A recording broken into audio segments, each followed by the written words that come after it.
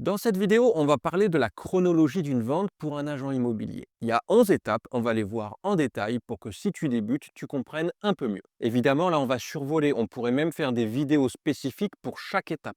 En numéro 1, la première étape, c'est la prospection. Et tu ne vas pas prospecter qu'une fois. La prospection, elle peut prendre différentes formes.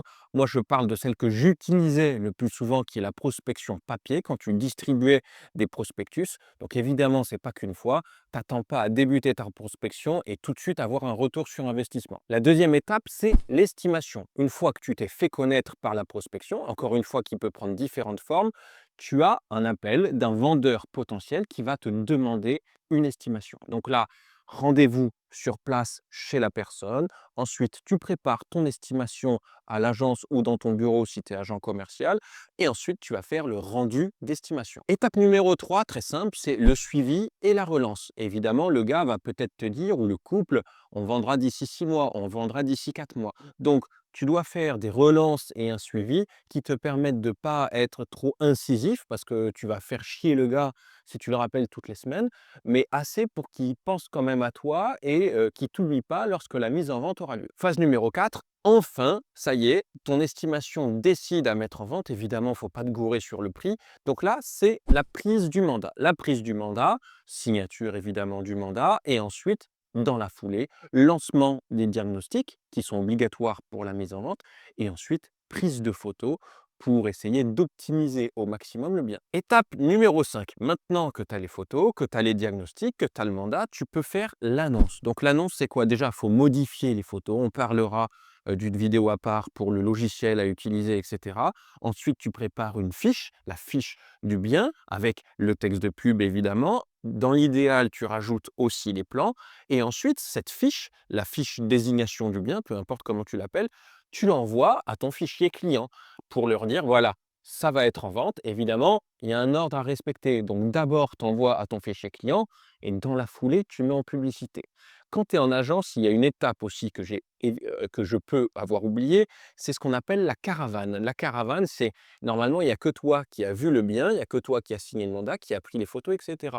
Donc la caravane, c'est faire venir tous les membres de ton équipe quand tu travailles en agence en disant, en faisant ta première visite, mais cette fois pas avec des clients, mais avec tes collègues, pour que eux ensuite aient conscience des caractéristiques du bien et rentrent au bureau pour appeler leurs clients, parce que dans l'immobilier, chacun a ses clients. Donc comme ça, ils appellent leurs clients et ils vont essayer de vendre. Donc là, le but du jeu, tu vas me dire, vaut mieux peut-être pas faire la caravane, comme ça je me fais un aller-retour, j'ai la commission à l'entrée et à la sortie, mais dans les faits, ça marche pas comme ça. Pour une bonne cohésion, le mieux c'est ça, c'est à la caravane et puis ensuite, c'est le plus rapide et le meilleur qui va dégainer. Et au pire des cas, tu as quand même 50% de la commission parce que c'est toi qui as rentré le mandat. Étape numéro 6, visite et revisite évidemment. Donc ça, le but du jeu, c'est d'en faire le moins possible. Étape numéro 7, c'est l'offre. Donc là, qu'est-ce qui se passe? Bien gérer la rédaction de l'offre. Ensuite, valider le financement parce que il y a souvent une condition suspensive de financement et éventuellement te lancer dans une négociation s'il y a besoin. Étape numéro 8, c'est quand l'offre a été contresignée par les vendeurs, c'est la rédaction de l'avant-contrat. L'avant-contrat, c'est la promesse ou le compromis. Donc ça, c'est soit à l'agence, soit chez le notaire. Donc normalement, tu as un dossier tout beau, tout propre, soit tu l'envoies au notaire, soit tu l'envoies à ta directrice ou ton directeur si c'est eux qui s'occupent de rédiger, si ce n'est pas toi directement.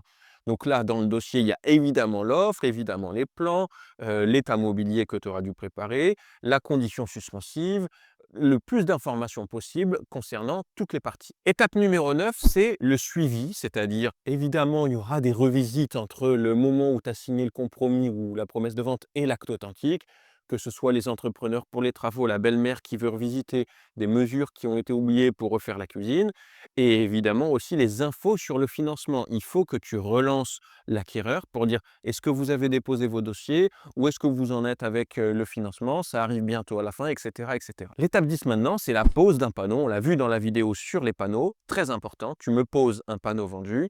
Et dernière étape, la signature de l'acte authentique. Évidemment, avant la signature de l'acte authentique, il faut que tu organises une revisite sur place pour faire le relevé des compteurs, vérifier que l'état mobilier qui a été inscrit correspond bien à ce qui reste réellement, qu'il n'y a pas eu de soucis, qu'il n'y a pas de merde, genre, une des caves qui a été oubliée d'être vidée et cetera et cetera. Et là, propriétaires et acquéreurs se mettent aussi en rapport pour, bon, bah, voilà, ça c'est la clé d'ici, ça c'est la clé de là, je vous ai laissé ci, ça. Voilà, du détail, mais c'est quand même très important. Et ensuite, la 12e étape, c'est juste tout recommencer. Parce que tu peux faire une vente au mois de janvier, OK, bah, tu as gagné ton argent pour le mois de janvier que tu toucheras. Tu signes en janvier, donc février, mars, avril, voilà, fin avril. Donc le but du jeu, c'est de faire, évidemment ça dépend des commissions, mais de tout recommencer vite et de faire des ventes. Tu fais pas une vente par an, hein, sinon tu es mal barré mon coco, hein. Donc il faut que tu fasses des ventes assez vite, des ventes tous les mois idéalement, peu importe la commission, hein, même si tu as 50 000, bah, essaye de faire des ventes à 50 000 tous les mois, ce sera idéal et tu auras un beau chiffre d'affaires. Mais voilà, on recommence. C'est ça aussi que j'aime bien dans l'immobilier, c'est que voilà, tu passes à autre chose. Voilà, c'est fait, tu passes à autre chose, tu ne traînes pas 20 ans sur un dossier et puis tu peux tout recommencer avec des nouveaux vendeurs, avec des nouveaux acquéreurs, avec des nouvelles réflexions à avoir, des nouvelles stratégies, etc. Donc c'est ça qui est intéressant. Enfin bref, voilà pour les 11 étapes d'une chronologie d'une vente pour un agent immobilier. Moi, je te dis abonne-toi parce qu'il y aura 2 vidéos par semaine et porte-toi bien d'ici là. À plus, salut.